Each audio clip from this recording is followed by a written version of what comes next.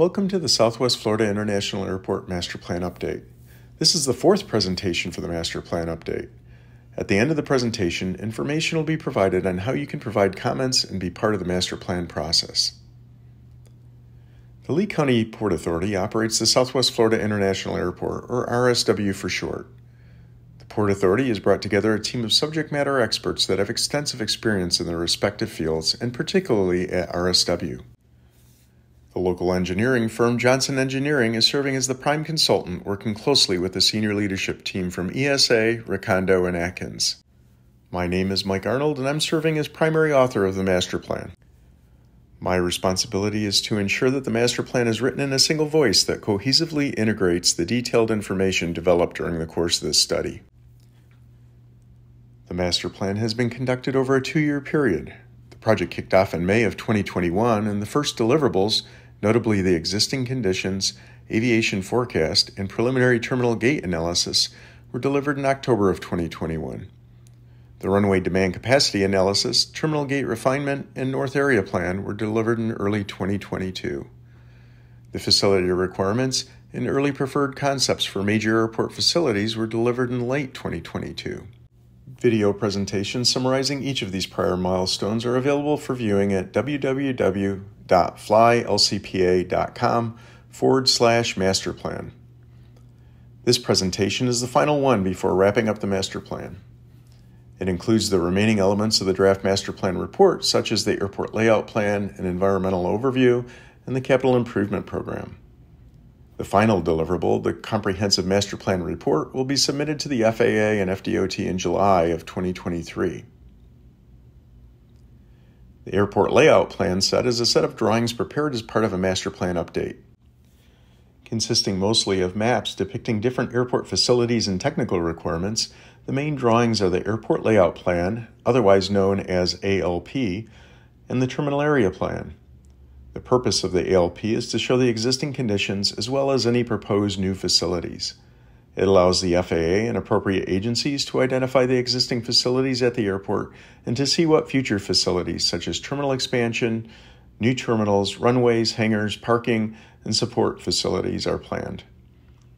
In this image taken from the ALP, you can see the existing facilities in light and dark gray, proposed facilities and areas for development in the short and medium term, and ultimate facility needs for the longer term. One of the main focuses of development at RSW through the master planning horizon is the passenger terminal and associated facilities. In this slide, you can see the improved security checkpoint already under construction, as well as the proposed addition of Concourse E, which would add up to 19 gates when fully completed. The addition of Concourse E also requires additional aircraft parking areas and taxiways and taxi lanes, shown here in a lighter orange. In the long term, additional concourse improvements can be seen in blue and will require further study when they are needed at a later date. With significant terminal improvements discussed in the previous slide, there will also be a need to improve landside facilities. With passenger and terminal growth at RSW, more parking facilities will be needed, as well as better optimized facilities for rental car providers. Using currently undeveloped areas of the airport, RSW can increase its parking capacity to meet its needs into the planning horizon. These concepts were discussed in greater detail in the last presentation. The north area, where the original terminal used to be, is being considered for future potential development. Should there be a business need for aviation-related facilities at RSW, the north area is an area that would allow for future development for private aviation, cargo, or maintenance depending on the market needs in the future. An apron-edge taxi lane and ultimate second north parallel taxiway will provide connectivity and maximize operational flexibility for the north area development. This graphic also shows the fuel farm expansion to the east of the north area, a supplemental firefighting facility to the northeast, provisions to support advanced air mobility to the north, and an expanded maintenance facility to the west. This master plan focuses on the needs of RSW through 2041. However, look beyond 2041 helps ensure that LCPA is prepared to meet long-term needs. This includes potential projects that may require coordination and design prior to 2041, even if they will not be needed until after 2041. Ultimate development projects are shown in the blue on the ALP plan sheets. These include additional gates at existing concourses as well as a new Concourse A. The largest project is the addition of a new parallel runway on the south side of the airfield just beyond the end of the planning period. RSW already owns the necessary lands and has received environmental clearance for the runway project during prior studies. The exact timing of these projects will be refined as the region continues to evolve. This sheet of the ALP set shows the high-level land use designations within the airport property boundary. These are split between the airfield operations areas at the core of the airport, surrounded by aviation and aviation support, followed by areas for aviation and non-aviation areas for development. Some areas in green are reserved for environmental preservation purposes. The airport has undergone considerable environmental review leading up to and following its opening in 1983. The most significant review was in 1994 and was related to the development of the future parallel runway and relocation and expansion of the original passenger terminal operation from the original site on the north side of the airport to its current midfield location. In 1994, the airport received environmental approval, also known as a finding of no significant impact, or FONSI, for the development of a future parallel runway and terminal complex from the FAA. This included acquisition of 7,000 acres of land and establishment of a mitigation park, which would allow for future projects to be mitigated from an environmental perspective. The FAA finding was revalidated numerous times to ensure that the environmental effects remain consistent with the original determination. In 2022, a review of prior environmental approvals was conducted and covered all NEPA impact categories. The 2022 environmental review is currently being coordinated with the FAA. This environmental review does not include third-party leases or developments on the north side of the airport. Noise exposure and potential non-compatible land uses were evaluated as part of the master plan update for the current conditions to determine existing noise impacts. The contours reflected on the graphic depict the annual day-night average sound level, or DNL. DNL is the noise metric that federal agencies use to determine noise impacts. The FAA has identified the DNL 65 as the noise exposure level beyond which nearly every land use is compatible with aircraft noise. Based on existing conditions, the DNL 65 contour, shown in blue, was contained entirely within the airport boundary. It should be noted that to ensure long-term land use compatibility, Lee County has adopted a long-term DNL 60 contour.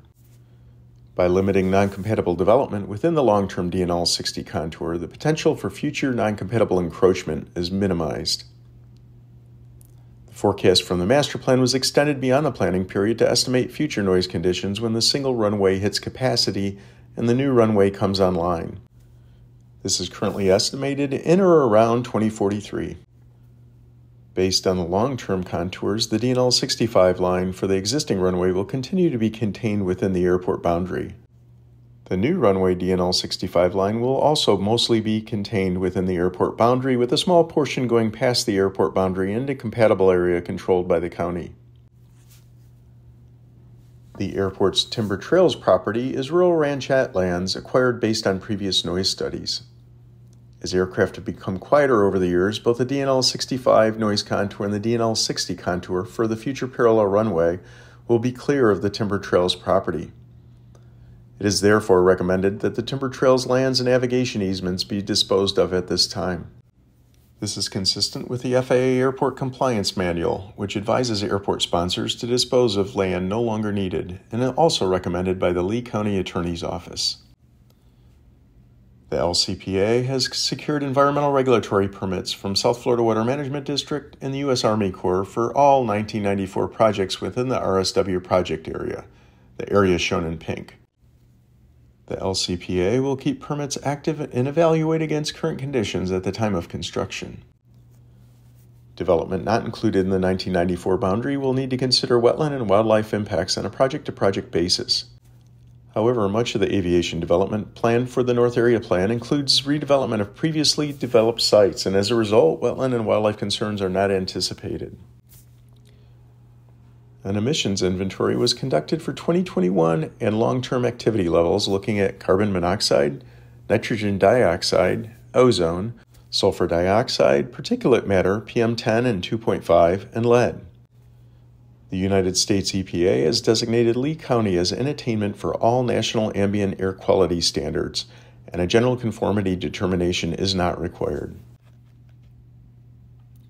During the next 10 years, the capital improvement program outlined in the master plan includes 36 projects with an estimated cost of approximately $1.8 billion. The preliminary funding plan consists of funds from airport revenues, federal grants, state grants such as FDOT, and user fees such as passenger facility charges. This master plan update took over 2 years to complete and coalesces the findings of numerous technical studies conducted in the last 5+ years. This update helps guide the long-term strategic development of the airport in a structured and logical manner. It is required to obtain federal and state funds for airport development. At each of 4 key milestones, public and stakeholder outreach was conducted, materials were circulated for review, and feedback solicited. The draft report is nearly 300 pages long with more than 1,000 pages of appendices. Thank you for viewing this presentation and your interest in the Southwest Florida International Airport Master Plan. We encourage you to provide your input and feedback on the information included in this presentation and anything else that you would like considered during the master plan process. The project website, materials, and link for submitting comments can be found at www.flylcpa.com/masterplan. The comment period for the final elements of the master plan will begin on May 1st and extend through May 18th. All comments will be summarized and presented to the Lee County Board of Port Commissioners and the FAA and FDOT for consideration. Following receipt of comments received from the public, stakeholders, the Airport Special Management Committee, and the Board, we will update the document and transmit the draft report to the FAA and FDOT for review. The final document will be published on the LCPA website, and the development program will be incorporated into other county documents as appropriate. Thank you for joining us.